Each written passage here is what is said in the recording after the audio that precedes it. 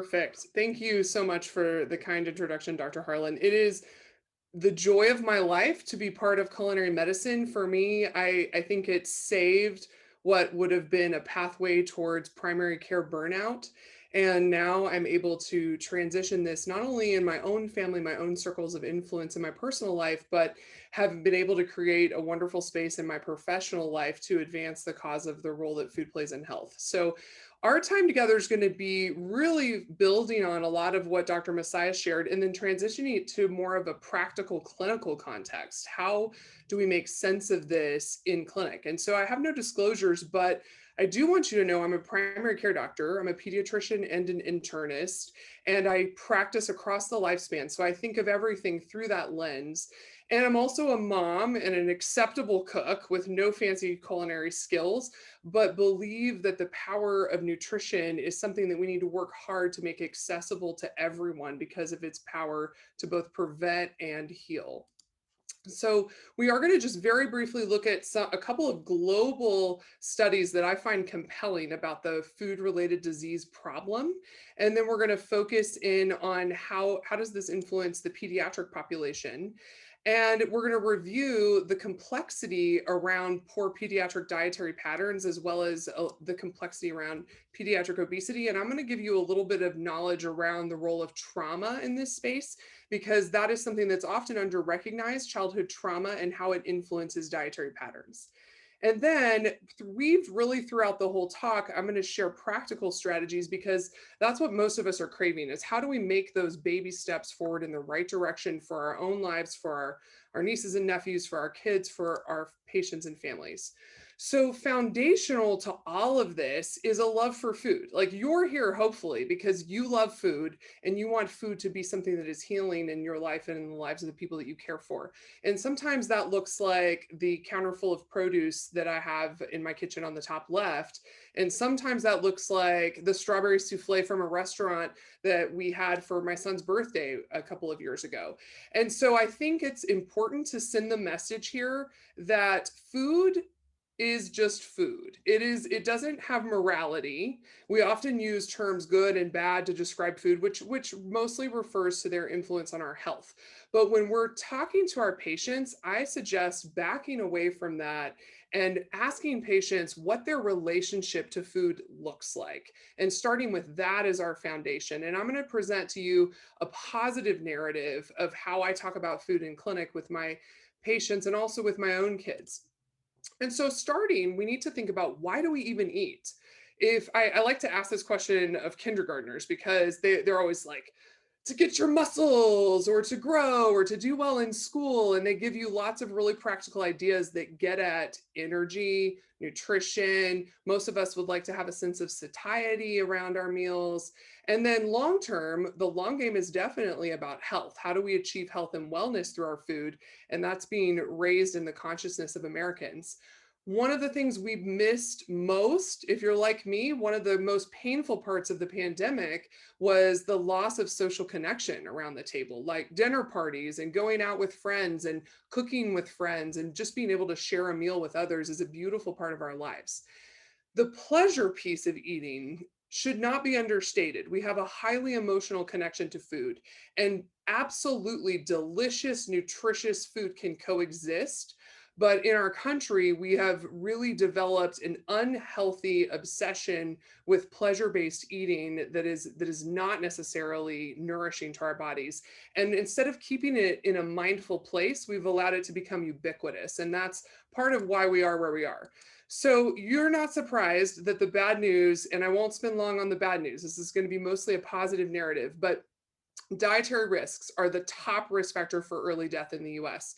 And the color represents the attributable causes of death, mostly cardiovascular disease, diabetes, cancer is what we see here.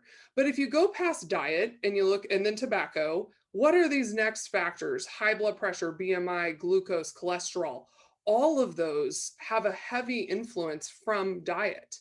So if we now look at the collective sum of these top risk factors for early death and disability, it's a good news thing that we have the opportunity to modify something. It's not an uncontrollable genetic variable. It's a modifiable risk factor. Yes, there's a lot of work to be done, but we have to move towards small change in our own circles, in our own communities, to see the bigger effects we want to see.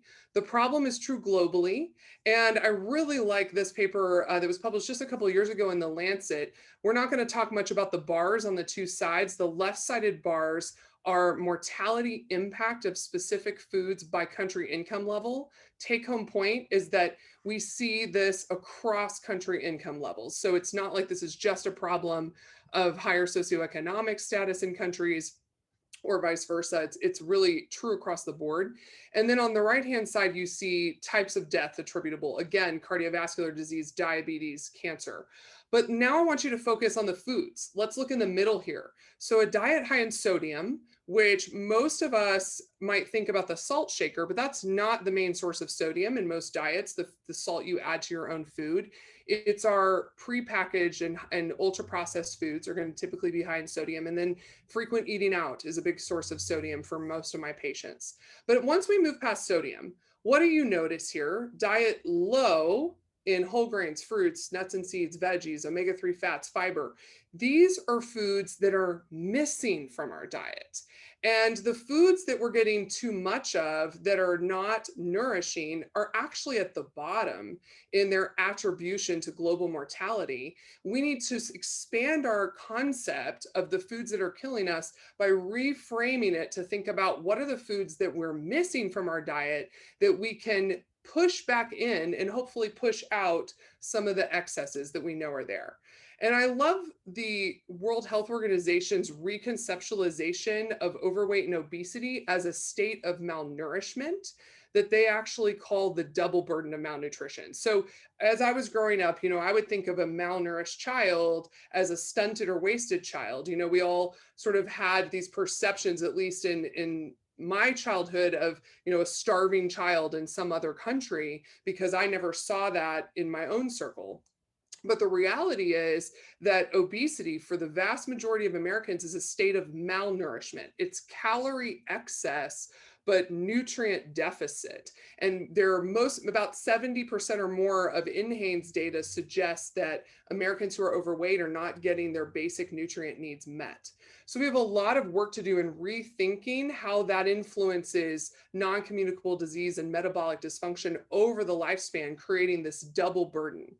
And one way to reframe this, Darush Mozaffarian recently published in JAMA a paper talking about a shift in our mindset from thinking about food security, which really means calorie security for most people, to thinking about nutrition security. How do we shift the provision of adequate nutrients instead of just thinking about fullness and calorie access? One other point I want to make is the importance of, we've talked a lot about obesity. We've talked about how obesity is driving so many risk factors, but people can still have metabolic dysfunction in the absence of obesity.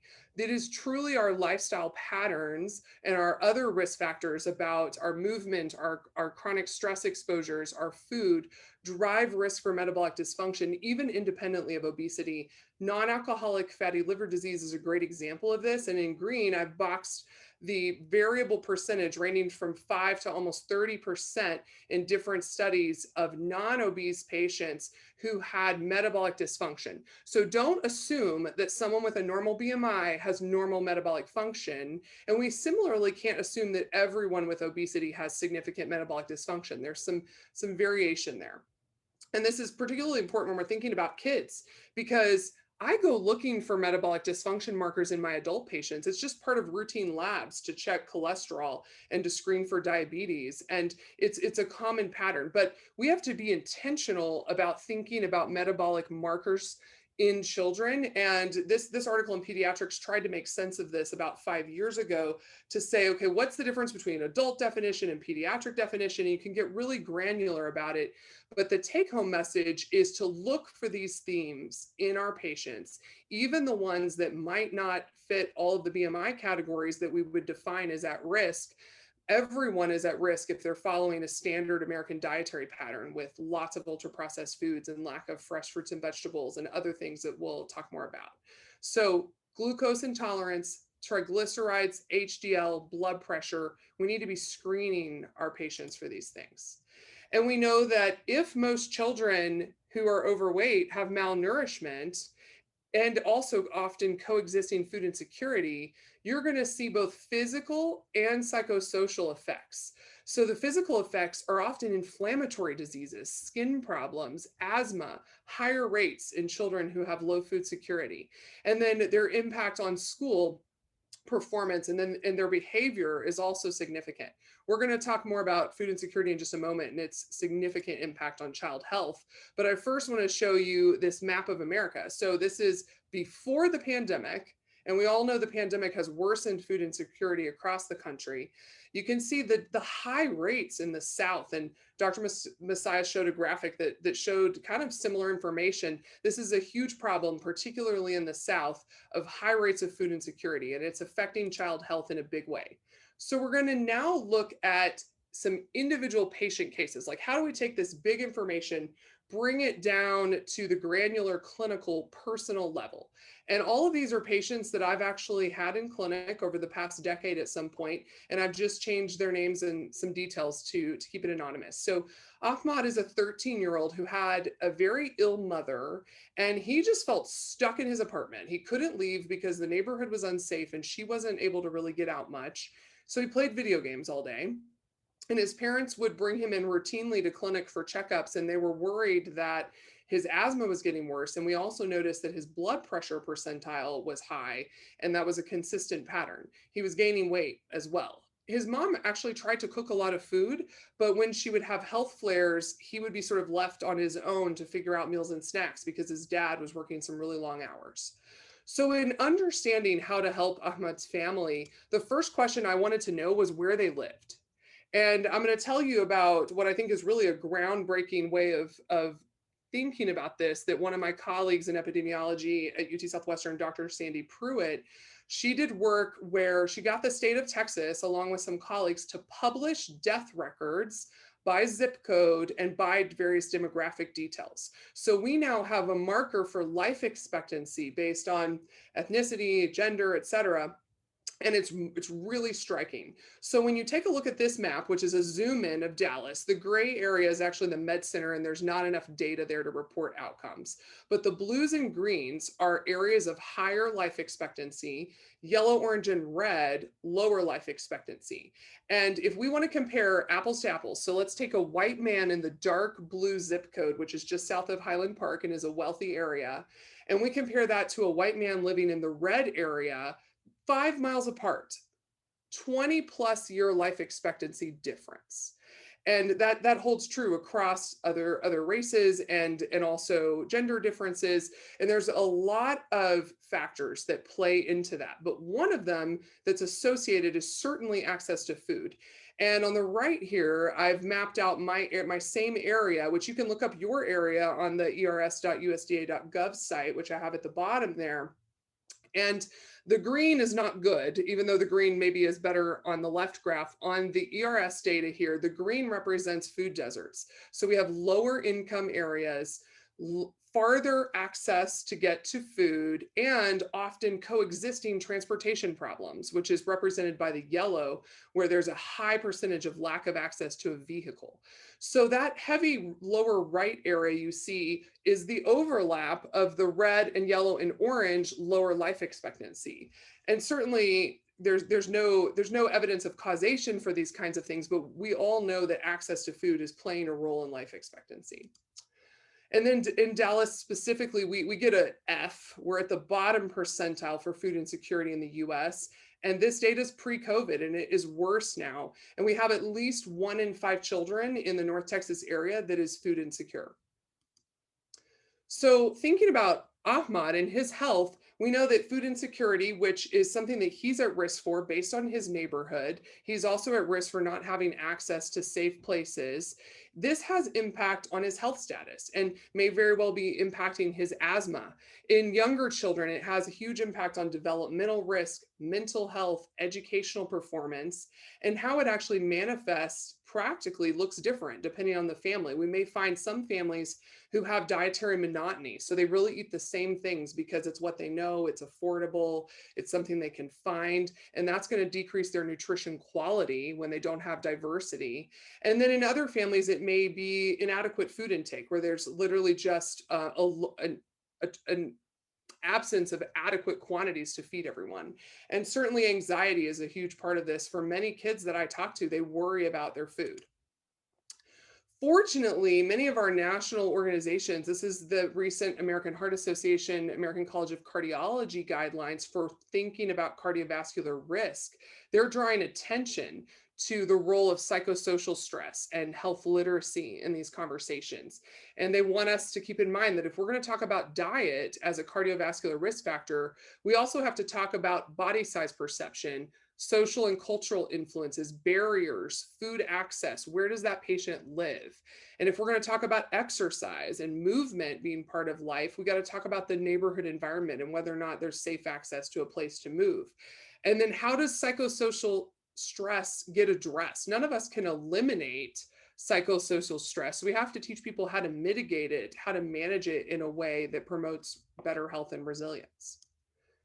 So Dr. Messiah's work is really groundbreaking in this because we know that it takes the whole community. And if you're a clinician like me, you have to absorb, and I find this actually freeing. You can accept the fact that we cannot fix obesity and all of the metabolic repercussions in the exam room. It is not enough. And people feel overwhelmed, like they have to somehow find something magical to say in that exam room that's going to solve this problem. Well, you're not, but it's a start, and it's part of how we connect people to resources, and it's part of how we change mindsets.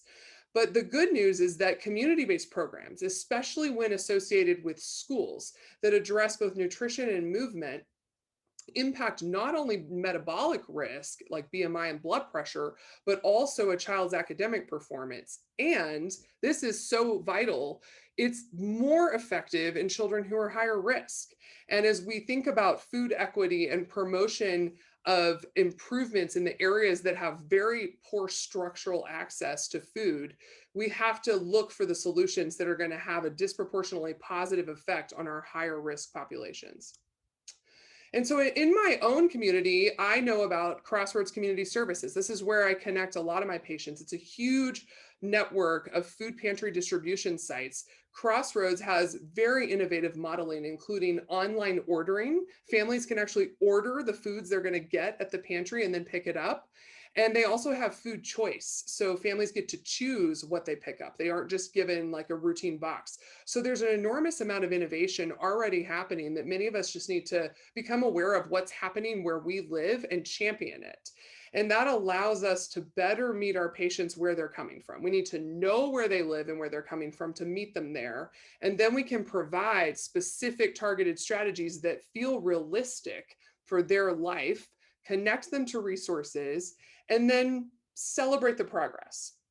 And I just, based on a patient encounter I had yesterday, I had a patient who I realized lost an enormous amount of weight, which was celebrated in our hospital's obesity and weight clinic.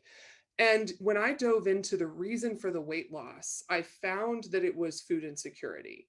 And everyone is celebrating her weight loss, but it's actually very poor access to food and an overlay of some mental health concerns that were leading to this patient's weight loss. And so when I started to talk to her about food resources, the first thing she said to me was, that is for people who. And I stopped her and we talked about, it's for people who work really hard and still can't make ends meet. It's for people who have chronic illness and might not have enough resources to support healthy food, and so forth and so on. We talked about taking out the shame in getting food support, because food support has really improved, at least in our area, in its quality and its accessibility. And we should all be making sure that our patients that need it have access to these things. So we're going to move on to Lola. So Lola is a child. I spent a number of years working in a foster care practice. And so I got a lot of experience with the role that child welfare and child trauma play in relationship to food. And it really affects someone throughout their entire life. So Lola actually came from foster care. She was adopted after being exposed to a lot of domestic violence in her early years. And now her foster parents are worried that she's just constantly wanting to eat. And at meal times, they don't know if they should be cutting her off, or how do they create boundaries here? How do they better understand why she never seems to get full? So the understanding, this is going to be a super quick overview because this is a deep topic that the literature has exploded on in the last decade. But chronic stress, especially in childhood, has a huge impact on metabolism. So if we think about the different types of stress, positive stress might be what I'm doing right now, giving a presentation, or for a child, it's taking a test or doing a music recital or playing in a sports game. It's something that causes your heart rate to go up a little bit. Maybe your stress hormone is peaking, but it's not having a negative effect on the body. It's a very short lived experience. And you probably gain some positive. You learn from that it was a positive experience to do something a little bit stressful that you grew as a result of. Tolerable stress, in contrast, is a more serious stressor that's sustained for a longer period of time in most cases, but it's going to have a temporary stress response because of a buffering, supportive adult relationship. So that is a great example is the pandemic. If you have a child, every child was affected by the pandemic. It affected their peer interactions, their schooling. But if they had a really supportive teacher or coach or parent or other caregiver who helped them navigate how hard it was, gave them a place to process it, that tolerable stressor is not going to have a long-term impact. In contrast, we take a child who maybe was unfortunately had to be left at home all day with no support because the parent had to keep working. And that became a toxic stressor for them because there wasn't someone to buffer the effect of the stressor. And that's certainly true of all children who have abuse and neglect. So the hypercortisol response, and sometimes even hypocortisol response, as well as the adrenaline pathway, can be very affected by the stressors in a child's life. And the American Academy of Pediatrics tries to explain how this plays out for the developing brain. It's one thing for an adult, but as a child, the experiences that they have, positive or negative, then have epigenetic effects. We all know the many things in our lives, our food, our the way that we sleep, the people that we live with, all have epigenetic effects on our gene expression. But when you have a developing brain, you are literally changing the brain structure and function based on epigenetic effects. And that then leads to impacting your behavior as a child, which then reinforces oftentimes maladaptive or negative coping strategies and negative experiences, and the cycle continues. So this happens to many children related to their food experiences. And so toxic stress and its impact on eating can look like all of the things I have listed here. And you might glance through the list and think, well, some of those happen in a normal, healthy child, like inability to sit still and follow a meal routine. But for a 3-year-old, that's a normal behavior. But we see children who are 8 or 9 that still are not able to follow what most children are able to do in a healthy way. So whenever a child has sustained and persistent difficulties with one of these behaviors, try to look for a source of trauma in their life that might need to be understood and processed to help them recover, because food can be a source of comfort for children that have had a trauma, and it can also be a real enemy because it could have been an area of stress or where someone exerted control over them in the past. We all want to see resilience. And resilience is what we hope to be the beautiful flower that comes after the storm. And there are many factors that have been associated with improving resilience that are listed here. And the ones that we're going to kind of emphasize are nurturing and responsive parenting styles, especially around feeding, mental health of the parents, and consistency. And as we move on from the discussion about trauma, just even knowing that this is a thing is very powerful. So if you help a family member understand that their child's behavior may be linked to their history of chronic stress or trauma, then you're able to give them a little bit of peace of mind that it makes sense. Most people just want to make sense of the suffering or the difficult experiences that they have. So family meals is an area that's been pretty widely researched and has a lot of encouraging data about its impact. And children who eat a family meal 5 to 7 times a week, so we mean one meal per day, most days of the week, compared to children that have less than two family meals a week, they will have significantly higher likelihood of a healthy weight throughout elementary school, more vegetable consumption, lower risk of tobacco and drug use, and lower risk of mental health problems.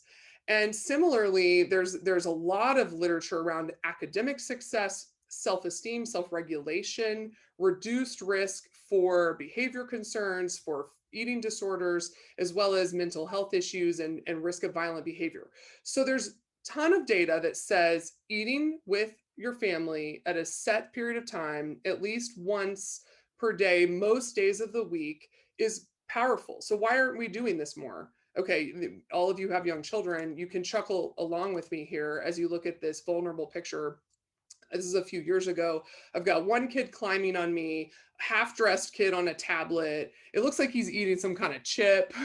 And so, what are all of the things that play into this? And I'm someone who has financial resources to ensure there's healthy food in my home, and I'm still facing the barriers that so many of our families have with distractions and technology.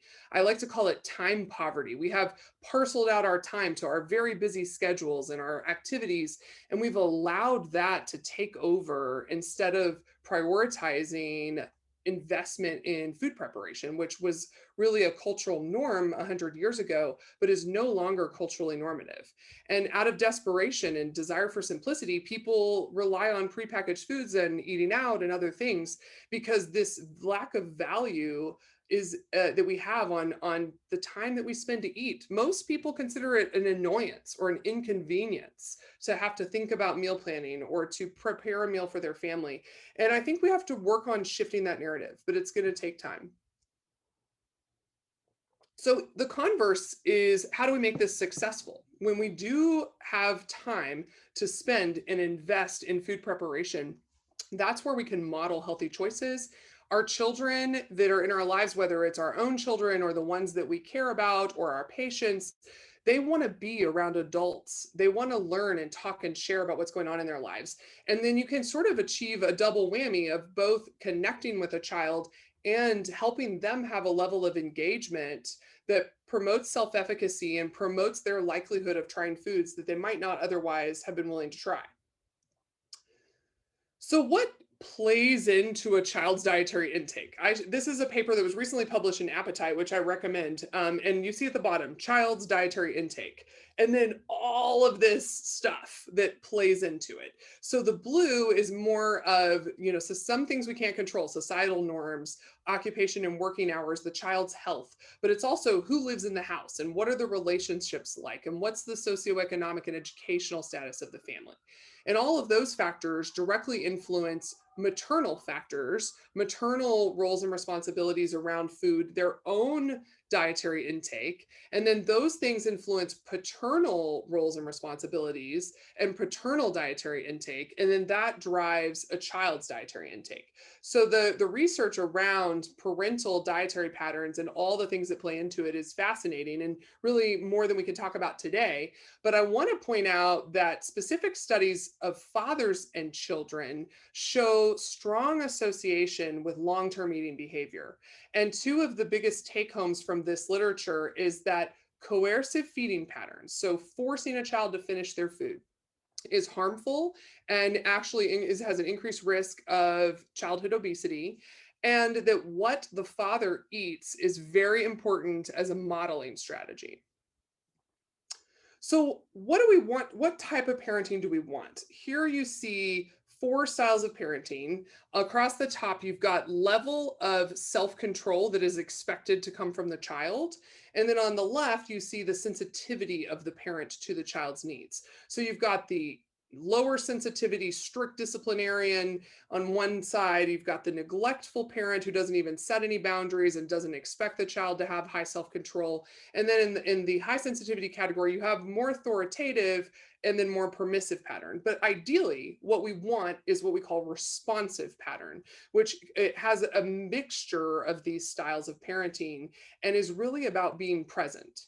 And this, this picture is a perfect illustration. You have, and this is easy to do if maybe this is this mom's only child, or she doesn't have a full table of kids demanding her attention across the room. And so there's a lot of complexity and nuance here, but the data is increasingly strong that responsive parenting simply means that you are aware of the child's interest and you're responsive to their attempts to communicate their cues. You pay attention to them, and then you develop consistent, predictable responses to the child's cues. So the child learns what to expect from the parent learns what to expect from the child. So guess what is going to best enable responsive feeding patterns? Family table, right? Lack of distraction, spending that time investing in this process as a family. So most of the data is in the earliest years. So on the right here, you see in infants and toddlers, they're going to have increased self-regulation. They will know when they're done. They will learn when they're full and move on. They'll have increased awareness of hunger cues. So that's part of why we don't see self-regulation, and we might see lack of satiety like in Lola, who came from a neglectful environment because there wasn't responsive feeding pattern. And then in older children who've been studied with responsive feeding starting earlier in their life, we see lower weight and better diet quality. And I tell all parents, don't spend any time beating yourself up about what you should have done 3 years ago, and just start now. You start wherever you are and you make some progress in the right direction.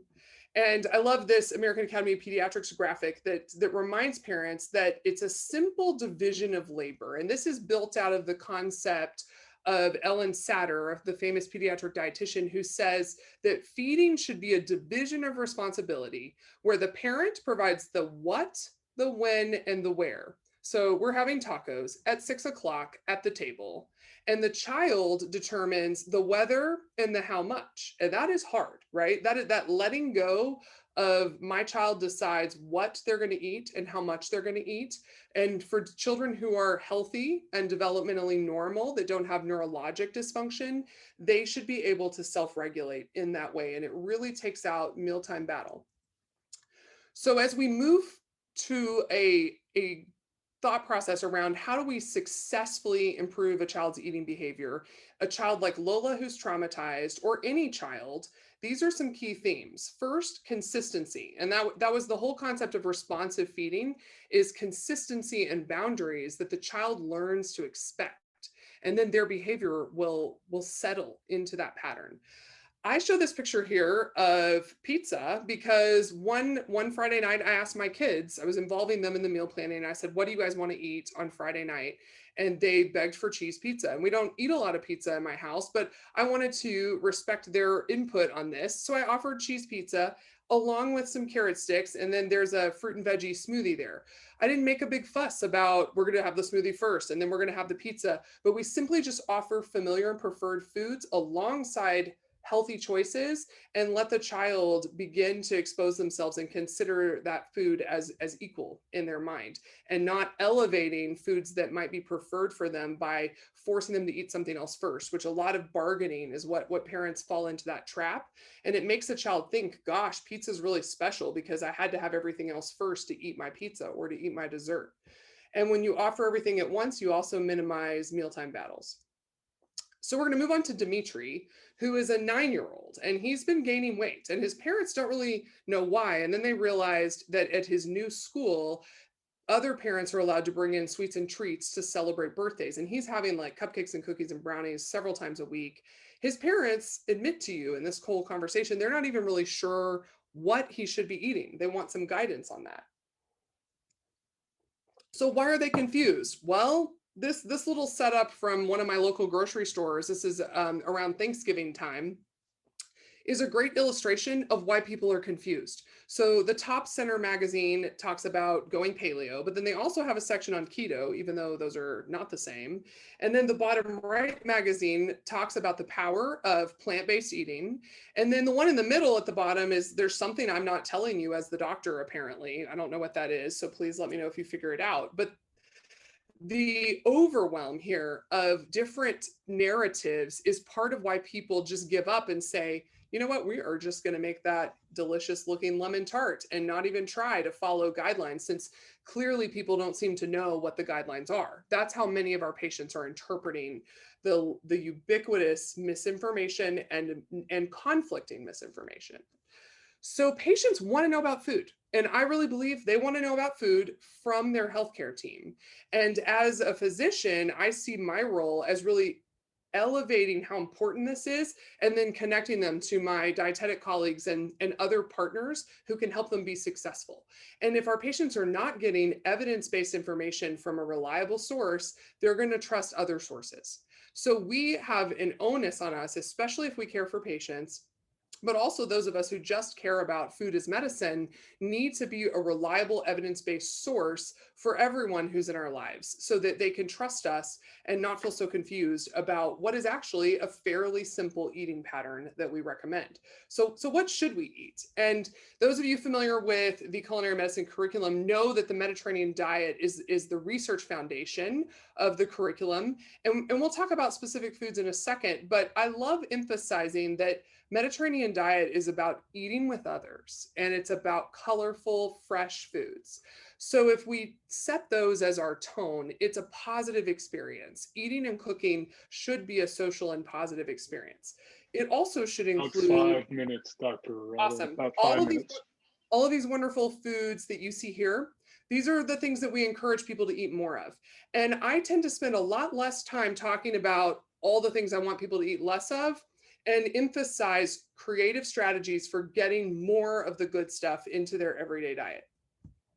We know that the Mediterranean diet data is overwhelming for its positive impacts on memory and cognitive function, but it also reduces all of the things that take away quality of life: heart disease, cognitive decline, cancer, depression, and then certainly all causes of early death are associated with reduction when you follow a Mediterranean pattern of eating. So helping families know what does this mean for them is an iterative process. You're not going to do that at just one visit. So back to Dimitri's family. What should kids eat? Well, let's take it back to the table. They should eat with others. They should have the same food that everyone else is eating. And it's okay to adapt a little bit. You know, if you're making something spicy, you might rinse it off. But children should eat what's for dinner. Like at my house, if there's a complaint, I say, this is what's on the menu tonight. You can choose whether or not you're going to have it. And we don't offer lots of other backup options. And that's part of how children learn the boundary around food. And so you don't use food as a bargaining chip. You just offer it and then you leave it up to the child. And helping families find specific ways to get color into their diet is a rewarding strategy. I have games I play with the kids in clinic where we talk about their favorite color, and then we talk about foods that are that color, and then we find a really specific way to get a food of that color into the child's diet. And kids think that's a really fun way to think about how the rainbow can make them healthy. Now, I want to touch briefly on culture, because some of you have even already commented on this, but our culture normalizes poor eating and activity behaviors. And we have to reframe this conversation at a local and community level. So you might not be able to impact what the national school program is providing in an easy way, but you can impact that maybe the teacher's basket of candy should be changed to stickers, or how can a social event be about activity instead of food? And we can model this countercultural behavior as positive and make it fun. Like the left here, you see my kids I just told them to make Santa's plate. They've got blueberries, carrot sticks, and one little piece of dark chocolate and a glass of water. And they wrote a card to Santa about how he needed to get his nutrients so that he would be prepared for the big night. And then on the right, this is our Halloween trick or treat basket. There's no candy in it. It's no food. It's just other prizes. So taking away that almost Pavlovian response we have with sweets and treats as always having to be part of everything is one way to make things just more nutritious by making them not all about food. So back to the clinic, when you're talking to Dimitri or any other patient, it's not all about what he shouldn't have. It's more about how to get in the good stuff. And if you can affirm the child's input by finding out their favorite color, their favorite foods, and what they think is healthy, then you'll make more progress. So when we talk about which foods we're going to emphasize, don't overwhelm people. And I show you this graphic, which I love, from one of Dr. Mozaffarian's papers that looked at the strength of the evidence for each of these foods. So the foods at the top in the blue, there's strong evidence to support benefit. Foods at the bottom, strong evidence to support harm, especially in excess.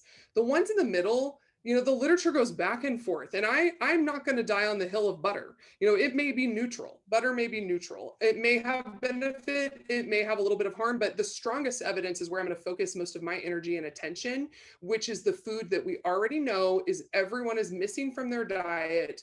That is what is causing that global mortality that I showed you at the beginning. So when we coach our patients to small changes, we want to make sure the whole family is involved, whether you're a pediatrician or a different type of clinician, the whole family needs to do things together.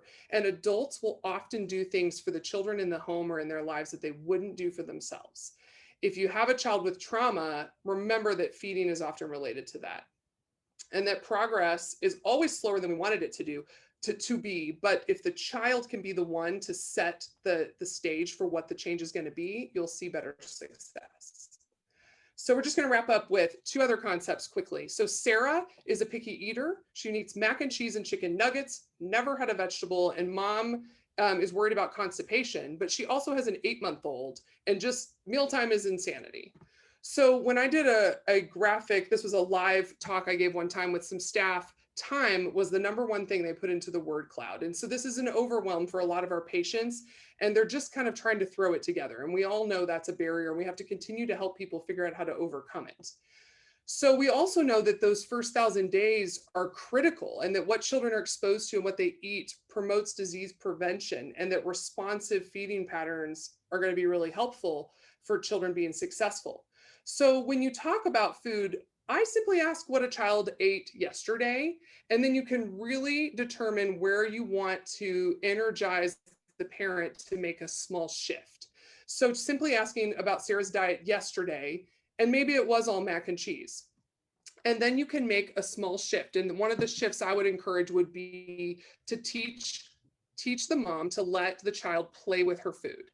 This is a great Instagram to follow if you don't know about the pediatric dietitian that creates Kids Eat in Color. She normalizes how exposure has to be frequent to get kids an opportunity to normalize foods that they're not familiar with. And here's another way I call this muffin tin dinner at my house. Expose children to different colors and different foods without making them feel like there's a sense of coercion around trying it. And another way of looking at that is not cramming a plate full of foods that you already know they might not eat, but just letting them explore new things, which might look like smelling it or touching it and not necessarily eating it at the beginning. So there's a lot of creativity we have to infuse here. And just to end, this is the last case, and I'll be done in 1 minute. But John is a 16-year-old that plays football, but unfortunately, he's developing metabolic disease on his labs, and the family's worried because there's cardiovascular disease in their family history.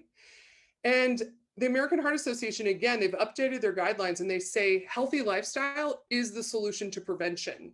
But how do we do that? We do that through diet as well as other things. And we do that through addressing the social and economic barriers that I talked about before.